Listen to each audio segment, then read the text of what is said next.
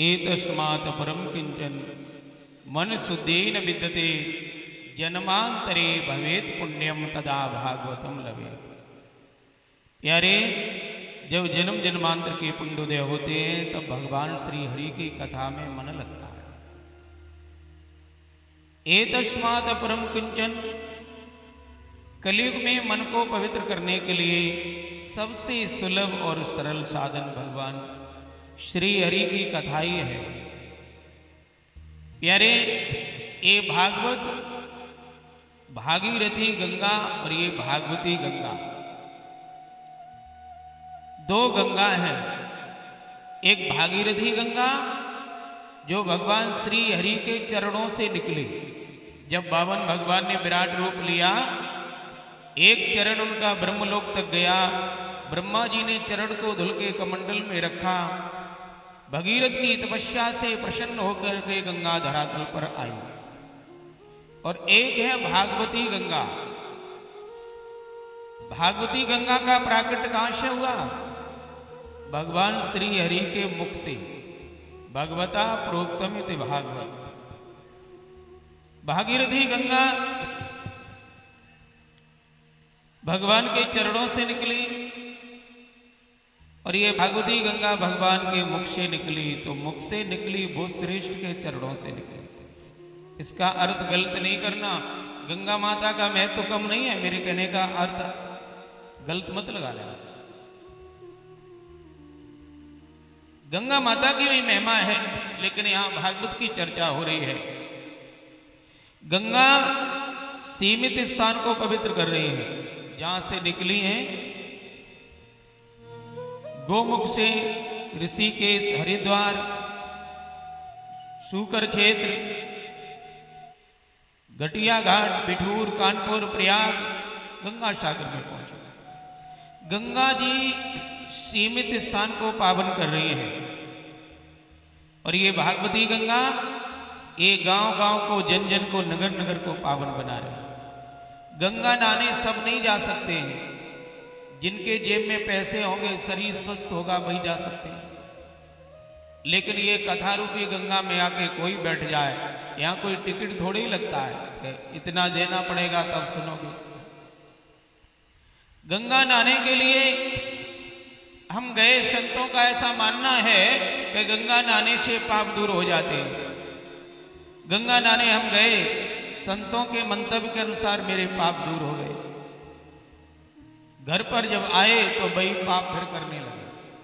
गंगा नहाने से पाप तो दूर हो जाते हैं बंधुओं, लेकिन पाप करने की जो आदत बन गई है, पाप करने का जो स्वभाव बन गया, वो दूर नहीं होता। और ये भागवती गंगा, इसमें कोई गोता लगा ले मन से तो पाप भी दूर हो जाते हैं। पाप करने की वृत्ति भी बदल जाती है। जीवन में खुशहाली, हरियाली, साधुता आ जाती है। गंगा नहाने गए और पैर फिसल गया, अगर डूब गए, जल ज्यादा तो मर गए। गंगा में डूब गए तो मर गए, और कथा में डूब गए तो तर गए। लेकिन हम डूबते कहां, ऊपर ही ऊपर उछलते रहते हैं। तो यारे, राजा परीक्षित को साप लग गया, 7वें दिन मेरी मृत्यु हो जाएगी। तो यारे, 7 दिन ही मेरे पास हैं। रविवार से लेकर के शनिवार तक 8वां दिन है ही नहीं, 7 ही दिन है। काल रूपी सर्प तैयार बैठा है, पता नहीं कौन सा दिन मेरा 7वां हो जाए। इसलिए सावधान रहना चाहिए हर समय, हर समय सावधान। श्री सुखदेव जी महाराज ने सत्य मुक्ति, क्रम मुक्ति का वर्णन किया। सकाम निष्काम भक्तों की चर्चा की। क्या करने से, किसकी पूजा करने से किसकी प्राप्ति होती है। एक एक देवता की पूजा करने से एक एक वस्तु मिलती है। जिनको धन चाहिए कुबेर की उपासना करें, विद्या चाहिए शंकर की उपासना करें, स्वर चाहिए सरस्वती की उपासना करें, सुंदर दाम्पत्य चाहिए गौरी की उपासना करें, सुंदर पत्नी चाहिए उर्वशी की उपासना करें, आदि आदि। संतान चाहिए तो प्रजापतियों की उपासना करें, स्वर चाहिए सरस्वती की उपासना करें। और जिनको सब कुछ चाहिए अथवा कुछ नहीं चाहिए, अकामा सर्व कामो वा मोक्ष कामोदारधि तीव्रेण भक्ति योगेन इजेत पुरुषम पर। जिनको कुछ नहीं चाहिए अथवा सब कुछ चाहिए, वो भगवान श्री कृष्ण की, भगवान श्री नारायण की, भगवान श्री राम की उपासना करें। एक ही बात है। एक एक देवता की उपासना करने से एक एक वस्तु मिलती। श्री हरि की उपासना करो, सब मिल जाएगा। जड़ में जल डालो, जल पत्तियों को, डालियों को, सबको मिल जाता है। जिनको कुछ नहीं चाहिए, निष्काम है, वो भी भगवान श्री कृष्ण की उपासना करें, और जिनको सब कुछ चाहिए वो भी श्री कृष्ण की उपासना करें। एक खिलौना बेचने वाला आया, प्लास्टिक के खिलौने थे। उसने नियम रखा, जो जिस खिलौने पर हाथ रख देगा उसको वही मुफ्त में मिल जाएगा। कोई प्लास्टिक की चिड़िया पर हाथ रखता है, उसे चिड़िया मिल जाती है। कोई प्लास्टिक के ऊंट पर हाथ रख देता है, कोई हाथी पर हाथ रख देता है, उसको वही मिल जाता है। एक बारी मौका दिया जाता है, एक ही खिलौने पर हाथ रख सकते हो। एक बड़ा समझदार व्यक्ति था, उसने विचार किया, इस दुकानदार के सब खिलौने मुझे कैसे मिले। तो वो अपने गुरुजी के पास में गया और कहने लगा, गुरुजी, एक दुकानदार आया है मेले में, खिलौने बेच रहा है, फ्री में दे रहा है, एक बार मौका देता है, एक ही खिलौने पर हाथ रख सकते हो, वो मुफ्त में मिल जाता है, लेकिन मुझे तो उसके सब खिलौने चाहिए, वो कैसे मिले। गुरुजी ने कहा, एक काम करो। क्या? बोले, तुम्हारा जब नंबर लगे तो तुम खिलौने पर हाथ नहीं रखना। बोले फिर? बोले, खिलौना बेचने वाला बैठा, उसी के सिर पे हाथ रख देना। जब वो तुम्हारा तो उसकी सब संपत्ति तुम्हारी। तो ठीक इसी प्रकार खिलौना बेचने वाले, एक एक खिलौना सबको दे रखा। बेचने वाले तो श्री हरि है। श्री हरि की शरण जो ग्रहण कर लेता है बंधुओं, अकामा सर्व कामो वा मोक्ष काम उदाहरण ही तीव्रेण भक्ति योगेन इजित पुरुषम परम।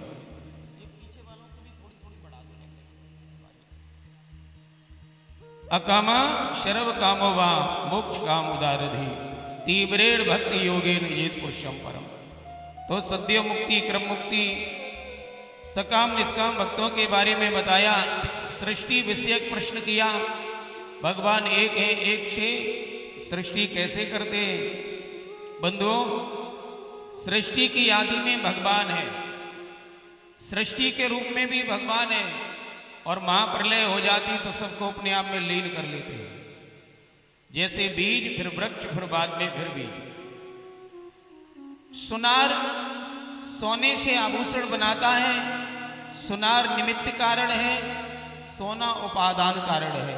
अगर सुनार को सोना नहीं दिया जाए, स्वर्ण नहीं दिया जाए तो आभूषण नहीं बना सकता। कुमार को मिट्टी न दी जाए, कुमार को मिट्टी न दी जाए तो वो मटका नहीं बना सकता है।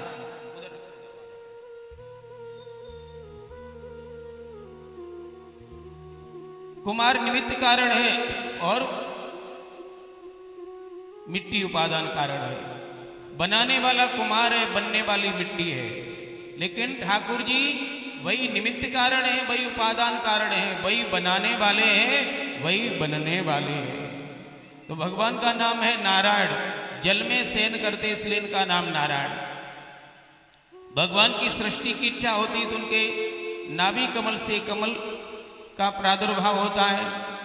कमल पर ब्रह्मा जी ने चारों तरफ देखा, मैं कौन हूं, मेरा आधार क्या है। कमल के आधार का पता लगाते रहे, नहीं लगा पाए। तो आकाशवाणी हुई, तप करो। ब्रह्मा जी ने तप किया तो भगवान ने झांकी के रूप में दर्शन दिए और चतुर्श्लोकी भागवत का उपदेश किया। सृष्टि की आद में मैं था, बीच में मैं हूं, बाद में भी मैं रहूंगा। मेरे अलावा जो दिखाई देता है वो मेरी माया है। माया का मतलब होता जो है नहीं उसको दिखाई दे, उसकी सत्ता नहीं है। जैसे रस्सी पड़ी, प्रकाश नहीं है तो सर्प के रूप में दिखाई देती है। सर्प है नहीं, है तो रस्सी, लेकिन सर्प के रूप में सत्य भाषित हो रही है। प्रकाश होने के बाद वो रस्सी के रूप में परिणत हो जाती। ठीक इसी प्रकार जो दिखाई देता ये है नहीं, इन सब के रूप में वो प्रभु ही है। प्रभु मुझे दिखाई नहीं देते, संसार दिखाई देता है। संसार के रूप में भी प्रभु है, लेकिन जैसे रस्सी में सर्प दिखाई देता है वैसे प्रभु में संसार भाषित हो रहा है। कब तक? जब तक प्रकाश नहीं होता है। जब प्रकाश हो जाता है तो सब घट मेरा साइया, खाली घट नहीं कोई, बलिहारी बा घट की जागट प्रगट हो, उस सब में दिखाई देने लगता है। ब्रह्मा जी से कहा सृष्टि करो, तो पहले मानसिक सृष्टि हुई। ब्रह्मा जी के पुत्र हैं सनक, सनंदन, सनातन, सनत कुमार, ये 4 कुमार सबसे बड़े। फिर ब्रह्मा जी की भ्रकुटी से रुद्र भगवान ने डाकनी सांकनी भूत प्रेत ऐसी सृष्टि की, तो ब्रह्मा जी ने कहा भाई तुम रहने दो, तुम्हारी बस की बात नहीं है। ब्रह्मा जी ने 10 पुत्रों की रचना की, मर्ची, अंगरा, पुलस्त, पुलह, क्रतु, भृगु, वशिष्ठ, नारद। सृष्टि में विस्तार नहीं हो रहा था। वाणी से सरस्वती की रचना हुई। सरस्वती पर ब्रह्मा जी आसक्त हो गए। ब्रह्मा जी के पुत्रों ने भगवान से प्रार्थना की, ये तो बड़ा अनर्थ हो रहा है। ब्रह्मा जी ने अपने शरीर का त्याग कर दिया, जिससे अंधकार रात्रि बनी।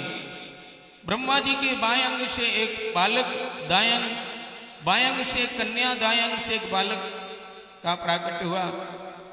ये बालक है स्वयंभू मनु और ये कन्या है शत्रुपा है। स्वयंभू मनु गोस्वामी जी ने भी संकेत किया है, स्वयंभू मनु और शत्रुपा,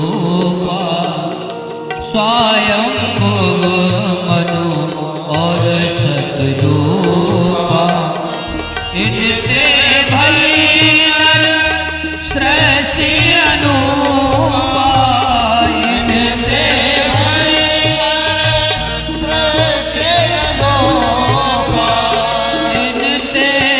भयंकर सृष्टि अनुपा,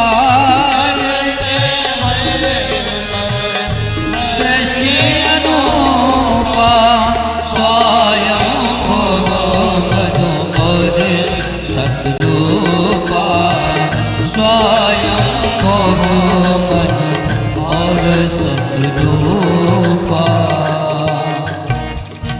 स्वयंभू मनु और शत्रुपा का विवाह कर दिया। कहा सृष्टि करो, मैथिली सृष्टि। तो कहा जल निमग्न है पृथ्वी, जल पृथ्वी को तो जल से ऊपर लाओ। तो ब्रह्मा जी को चिंता हुई, उनकी नासिका से सूकर के रूप में भगवान प्रकट हुए। बोलो बराहा भगवान की। और विराट रूप लिया, जल में कूद पड़े, वहां हिरण्याक्ष से युद्ध हुआ। हिरण्याक्ष का वध करके पृथ्वी को ऊपर लाए। शौनक जी ने प्रश्न किया, ये हिरण्याक्ष बीच में कहां से आ गया? एक कल्प की बात है, सनकादिक ऋषि भगवान के दर्शन के लिए बैकुंठ में गए तो जय विजय पार्षदों ने रोक दिया, अंदर नहीं जाने दिया। 6 दरवाजे तो पार कर गए थे, क्योंकि 5 वर्ष के ही रहते हैं, आप अंदर नहीं जा सकते हो। तो उनको क्रोध आ गया। सनकादिक ऋषियों ने साफ दे दिया, बैकुंठ में रहने के बाद भी भेद बुद्धि है, तो जाओ, जहां भेद बुद्धि में शव रमण कर रहे हैं, रत हैं, ऐसे मृत्यु लोक में जाओ, तुम राक्षस बनोगे। भगवान भी आए। भगवान ने कहा चिंता मत करो, तुम्हारे 3 जन्म हो गए तो हम 4 अवतार लेकर के आएंगे। वही हिरण्याक्ष हिरण्यकशिपु बने, रावण कुंभकर्ण बने, शिशुपाल दंतवक्र बने। हिरण्याक्ष के लिए भगवान ने वराह अवतार लिया, हिरण्यकशिपु के लिए नृसिंह अवतार लिया, रावण कुंभकर्ण के लिए राम अवतार लिया और शिशुपाल दंतवक्र के लिए कृष्ण अवतार लिया। तो यही जय और विजय कश्यप की पत्नी दिति के गर्भ से जन्म लेते हैं। बोले दिति तो बड़ी धार्मिक है, कश्यप जी फिर संतान ऐसी क्यों हुई? ऐसी पुराणों में कथा मिलती है। सायंकाल की बेला यज्ञ कर रहे थे कश्यप महाराज, दिति काम से पीड़ित होके आई, उसने पीताम्बर पकड़ लिया, मेरे मनोरथ को पूर्ण करो। कश्यप जी ने कहा स्थान समय देवता का ध्यान रखना चाहिए। सायंकाल के समय शंकर जी भ्रमण करने के लिए निकलते हैं अपने गणों के साथ में। सायंकाल की बेला हो रही है, समय ठीक नहीं है, स्थान यज्ञशाला है, वो नहीं मानी। भगवान की इच्छा समझ के मनोरथ पूरा किया। वो घबरा गई, कहीं मेरी संतान दैत्य स्वभाव की न हो जाए। तो कहा तुम्हारी संतान दैत्य स्वभाव की हो, तुमने अपमान किया। 4 यानी कर्माणी संध्या प्रभजित आहारम मैथुरम निद्रा स्वाध्याय चतुर्थम। संध्या के समय पढ़ना नहीं चाहिए। जब संधि दिन समाप्त होता, रात्रि मिल प्रारंभ, रात्रि समाप्त दिन प्रारंभ, उस समय पढ़ना नहीं चाहिए, नहीं तो पढ़ी हुई विद्या भूल जाओगे। सोना नहीं चाहिए, नहीं श्रीहीन हो जाओगे। उस समय संसारिक क्रियाएं नहीं करनी चाहिए, नहीं तो दैत्य स्वभाव की संतान होगी। और उस समय भोजन भी नहीं करना चाहिए, नहीं तो वो पुष्ट नहीं करेगा, रोगी बनाएगा। उस मिलन में संध्या के समय केवल हरि शरणम भगवान का ध्यान करना चाहिए। उन्होंने प्रणाम किया तो कहा तुम्हारा नाती भक्त होगा जो तुम्हारे कुल का उद्धार कर देगा। प्रहलाद कुलम पवित्रम जननी कृतार्था वसुंधरा पुण्यवती च तेना अपार संवित सुख सागरोस्मिन लीने गतिम ब्रह्मस्य चेता। ऐसा तुम्हारे परिवार में नाती होगा। तो वही जय और विजय दिति के गर्भ में 100 वर्षों तक रहे। जब उन्होंने जन्म दिया तो एक का नाम हिरण्याक्ष रखा, एक का हिरण्यकशिपु। और ऐसा लिखा है कि आज का वस्त्र कल नहीं बन रहा, कल का परसों नहीं, परसों का नरसों नहीं, इतने बढ़ने लगे, आकाश में इनका मुकुट छूने लगा। आप कहोगे और बढ़ेंगे तो कहां जाते? तो भागवत की भाषा ही ऐसी है। हिरण्याक्ष हिरण्यकशिपु बढ़ने लगे। हिरण्याक्ष का मतलब होता है हिरण्य माने सोना, अक्ष माने नेत्र, जिसके सोने पर ही नेत्र लगे रहे। हिरण्य माने सोना, अक्ष माने नेत्र, और हिरण्य माने सोना, कशिपु माने सैया, जो सोने की सैया चाहे, भोगव्रती लोग, संग्रहव्रती लोग, यानी जिसके नेत्र धन पर ही लगे रहे, वो हिरण्याक्ष। और लोभ कितना बढ़ता है? आज के कपड़े कल नहीं बनेंगे, कल के परसों नहीं। जिम प्रति लाभ लोभ अधिकाई। 10 रुपया हो गए तो 20 हो जाए, 20 हो गए तो 40 हो जाए, 40 हो गए तो 50, बढ़ता ही रहता है। भागवत में कई जगह ऐसी कथाएं मिलती हैं।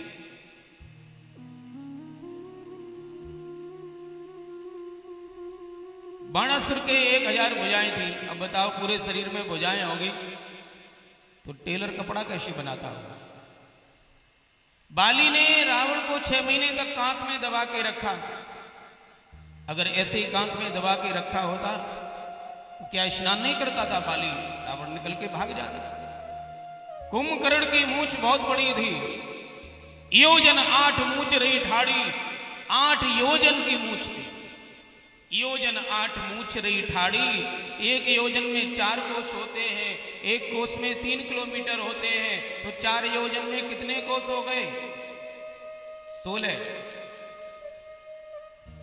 कितने हो गए? 8 योजन में 32 कोस।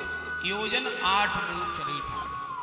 32 कोस का किलोमीटर बनाओ तो 96 किलोमीटर। यानी यहां पर कुंभकर्ण लेटा हो और बरेली के आगे मूंछ हो, कोई दराती लेके काट ले, वाको का पता किसने काटी।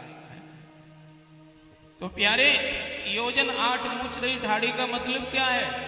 उसकी 8 योजन में मूंछ खड़ी थी। लोग उसकी बात मानते थे, वो जैसा कहता था वैसा ही होता था। 8 योजन में उसकी मूंछ खड़ी थी। अब जिसकी पत्नी भी बात न माने तो मूंछ थोड़े भर घास है। बोलो राधे राधे। बाली ने 6 महीने कांख में दबा के रखा। इसका मतलब क्या? अपने अधीन रखा। लोग कहते नहीं हमसे बात करते हो, 500 आदमी मेरे बगल में है, तो बगल का मतलब कांख में नहीं दबे, उसके साथ में। ठीक इसी प्रकार हिरण्याक्ष हिरण्यकशिपु लोभ के प्रतीक है। हिरण्याक्ष हाथ में गदा लेके युद्ध के लिए निकला। नारद जी मिले, बोले हमसे युद्ध करो। तो नारद जी ने कहा लड़ना नहीं आता, लड़ाना आता। बोले लड़ने वाला बताओ। बोले चले जाओ, कोई मिल जाएगा। जिसने जल में छलांग लगाई, भगवान बराह मिले, इनका घमासान युद्ध हुआ। बराह भगवान ने हिरण्याक्ष का वध किया और पृथ्वी को ऊपर लेके आए। बोलो भगवत्सल भगवान की। यहां से मनु महाराज ने सृष्टि प्रारंभ की। बोलो भगवत्सल भगवान की। अभी तक ये मानसिक सृष्टि थी, मन में संकल्प किया, सृष्टि हो गई। यहां से पति पत्नी वाली सृष्टि प्रारंभ होती है। मैथिली सृष्टि जिनको बोलते हैं। श्री विदुर जी और मैत्री जी का भी संवाद चल रहा है। परीक्षित जी सुखदेव का संवाद और सौनक जी और सूत जी का संवाद। बोले महाराज, मनु महाराज की कौन कौन संतान हुई, क्या क्या हुआ? बोले मनु महाराज के 2 बेटाएं, उत्तानपाद और प्रियव्रत। बोलो भगवत्सल भगवान की। प्रियव्रतो उत्तानपादो सुतो स्वयं वस्व, और 3 बेटियां हैं, देवहूति, आकुति और प्रसूति। प्रसूति का विवाह रुचि प्रजापति